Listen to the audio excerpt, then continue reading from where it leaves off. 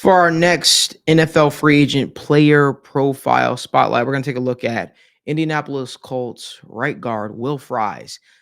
Listen, I don't know how I feel about this one. This is one that I hear a lot of Bengals fans mention. Um, and it makes sense, right? He put up some impressive numbers, albeit it was with only a month of football in terms of a sample size because he did fracture his tibia. So he was hurt for the remainder of the season and out for the Colts. But during his time, right, he posted a total grade as a guard of 86.9, by far his best year, right? Pass blocking grade was a 74. Basically, you can call it a 75 according to PFF. His run blocking grade was at an 85.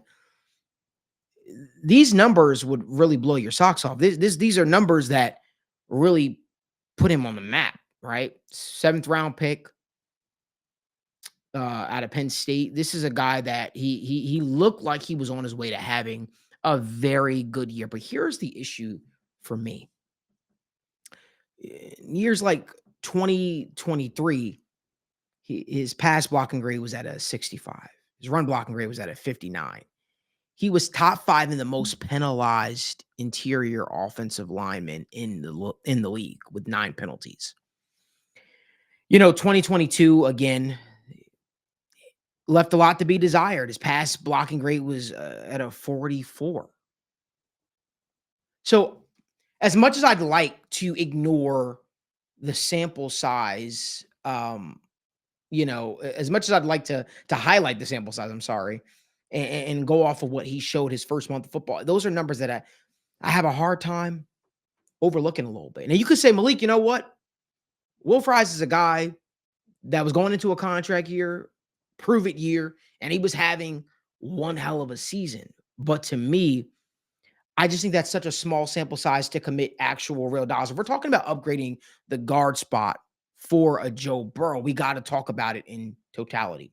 Projected, Will Fries is expected to get a 4-year contract, about $15 million a year, $30 million guaranteed, $57 million total. You got to ask yourself, is that something you're willing, or is that an amount of money that you're okay with allocating to fix Joe Burrow? Because what you're trying to do is you're trying to get a consistent pass blocker in there. That's a clear upgrade from Alex Kappa, because that's what you would be signing Will Fries to do.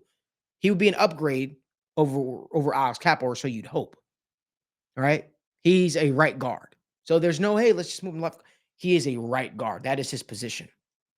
And to me, I feel like this is almost like a band-aid move in a sense. I think that there's going to be other guys that are out there that probably make more sense for what the Bengals are trying to do from an interior offensive line standpoint. When we go through this process of dissecting free agent profiles, we like to talk everything through.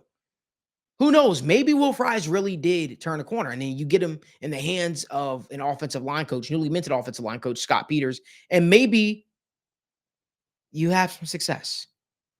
But to me, I think if we're talking about the Bengals allocating real dollars, real resources to fixing the interior of the offensive line, so Joe Burrow goes from being one of the most hit quarterbacks in the league to that number dwindling down, because you don't want to see that with your franchise quarterback. I just feel like committing this amount of money to Will Fries is banking on potential. I really believe that. I don't think that we've seen enough sample size to feel comfortable saying that's a clear upgrade from an Alex Kappa and that solves our guard spot. Just my thoughts. Let me know down in the comment section what you guys think. Again, I love to hear from you guys. I love to have the conversation with you guys. If you like more video content like this, give this video a like, subscribe to the channel, and turn on post notifications so you guys don't miss when we go live or upload content from the TWSN studios.